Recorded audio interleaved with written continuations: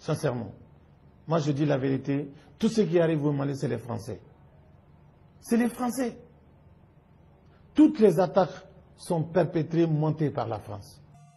Dans quel intérêt?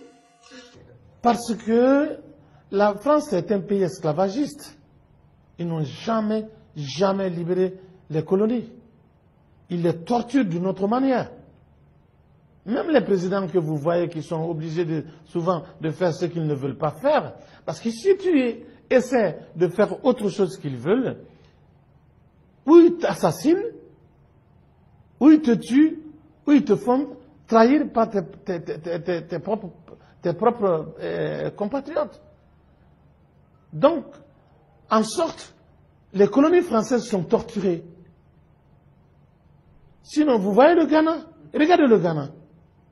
Le Ghana a complètement dit, on n'a pas besoin d'aide. Regardez le Rwanda qui est en train de partir. Regardez tout. Regardez les autres pays qui sont en train d'héberger. Mais tant qu'on reste esclave de la France, évidemment, on ne va pas bouger. On ne va pas bouger. J'ai du respect pour les Français. J'adore les Français. Les Français sont très gentils. Ils sont bien. Ils sont hospitaliers. Mais la France est esclavagiste. Elle aime torturer. Et si les Français ne sont pas pour quelque chose en Afrique francophone, ça ne se passe pas. Vous n'avez pas espoir que ça change avec l'avènement et l'arrivée au pouvoir du jeune Emmanuel Macron, qui est né après les indépendances? Bon, mais il y a un proverbe qui dit que tu ne verras jamais un autre bébé à côté de l'hyène si ce n'est pas ses enfants.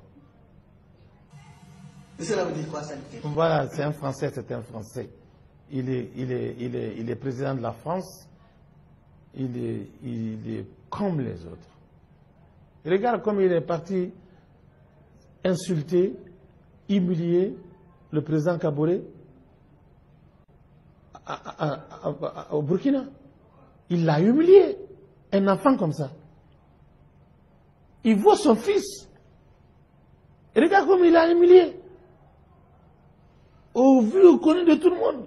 N'est-il pas la faute par là des présidents africains aussi qui se laissent trop faire, parfois? Je suis d'accord. Je suis d'accord. Parce que les présidents africains n'arrivent pas à croire à l'Afrique. Et ce que je reproche aux Africains aussi, en dehors de... Il faut que les Africains soient derrière leur président. Absolument. Il faut qu'on se mette derrière ces gens-là pour qu'ils se sentent soutenus. Parce que si tu lances un seul président, le vent va l'amener. Mais s'il y a toute une nation qui se met derrière son président, oui, ça va changer. Comme ça, les manipulateurs ils vont se fatiguer, ils vont cesser. Il ne faut pas laisser les présidents sentir qu'ils sont seuls. Non, il faut que la population, il faut que les peuples africains soient derrière leur président quand ils prennent des décisions pour leur pays.